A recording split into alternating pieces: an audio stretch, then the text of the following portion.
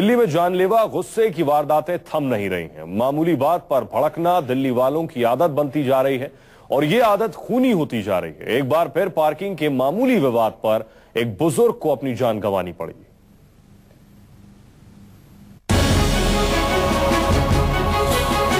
टूटा हुआ हाथ,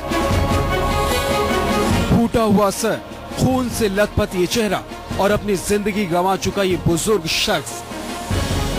ये तमाम तस्वीरें बताती हैं कि कैसे एक मामूली कहासुनी इतना विकराल रूप ले सकती है।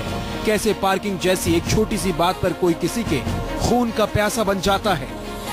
साउथ दिल्ली के गदईपुर इलाके के बिशन लाल के घर मातम और दहशत का माहौल है। मातम इसलिए क्योंकि एक मामूली से विवाद का अंजाम प्यासा बन जाता है। साउथ दिल्ली के गदईपुर इलाके के बिशन लाल के घर मातम और दहशत का माहौल है।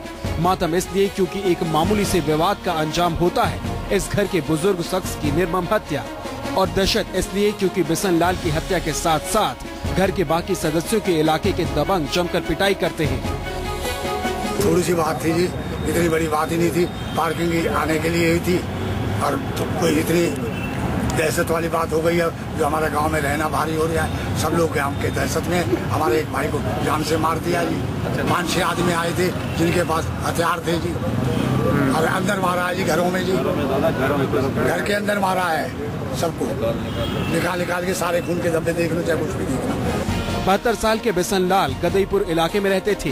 पार्किंग को लेकर बिशन लाल की पास के ही कुछ दबंगों से कहासुनी हो गई। बात मामूली थी और बिशन लाल को इस बात का बिल्कुल भी अंदाजा नहीं था कि इस कहासुनी की कीमत उन्हें अपनी जान गंवा कर चुकानी होगी। बिशन लाल की बात दबंगों को इतनी नागवार गुजरी कि अगले ही दिन रात में सब ने बिशन लाल के घर में घुसकर बिशन लाल के साथ साथ बाकी घर वालों की जमकर पिटाई कर डाली। इस पिटाई में बिशन लाल गंभीर रूप से घायल हो गए। आनन फानन में घर वालों ने उन्हें एम्स के ट्रॉमा सेंटर में भर्ती कराया, जहां बाद में उनकी मौत हो गई।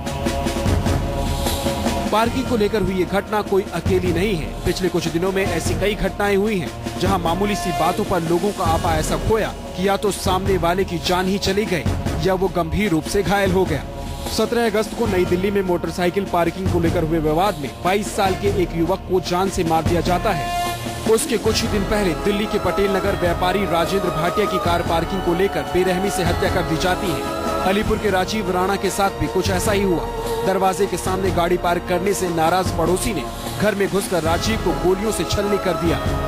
ये तमाम घटनाएं इस बात की तस्दीक करती हैं कि दिन पर दिन दिल्ली वालों का गुस्सा कैसे जानलेवा होता जा रहा है। सवाल ये है कि आखिर मामूली बातें यूं भड़क क्यों उठती हैं? छोटी सी बात पर खून बहाने से भी परहेज क्यों नहीं करते दिल्ली वाले? शाहनवाज खान, दिल्ली न्यूज़ 24। सवाल यही है कि आखिर क्यों आता है दिल्ली वालों को इतना गुस्सा।